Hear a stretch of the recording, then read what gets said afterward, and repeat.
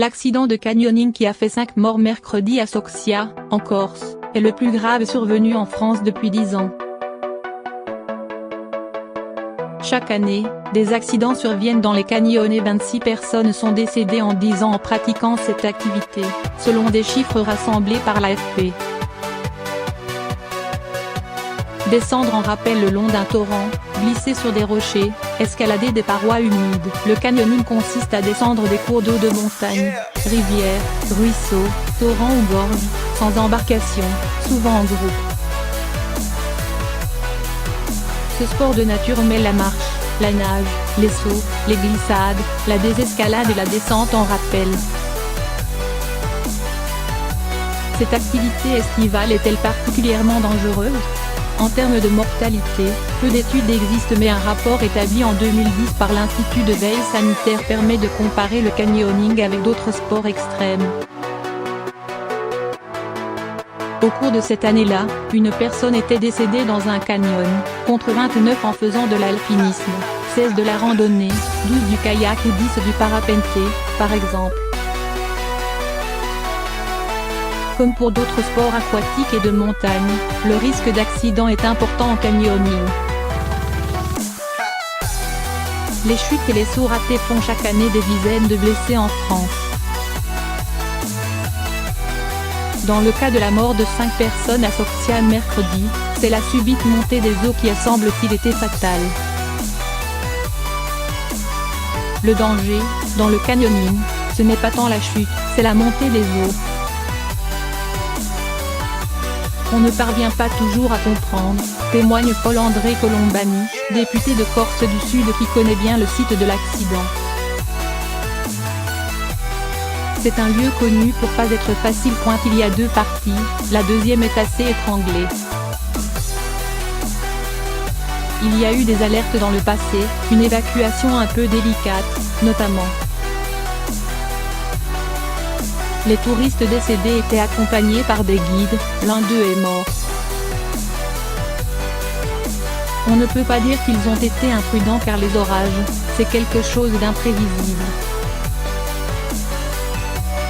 Peut-être aurait-il, le guide, dû se renseigner un peu plus sur les conditions météo, mais ça reste imprévisible, à 200 mètres près l'orage n'aurait pas eu les mêmes conséquences, estime Pierre-Marie Mancini, président de l'Association des maires de Haute-Corse. Tous les accidents mortels en canyoning sont liés à un débit d'eau excessif, abonde le lieutenant Ovaro, conseiller technique auprès du directeur pour le groupe Montagne Sapeurs-Pompiers des Alpes-Maritimes, premier département en fréquentation des canyons. C'est pour cela qu'il insiste sur l'importance de bien lire les bulletins météo avant de faire du canyoning.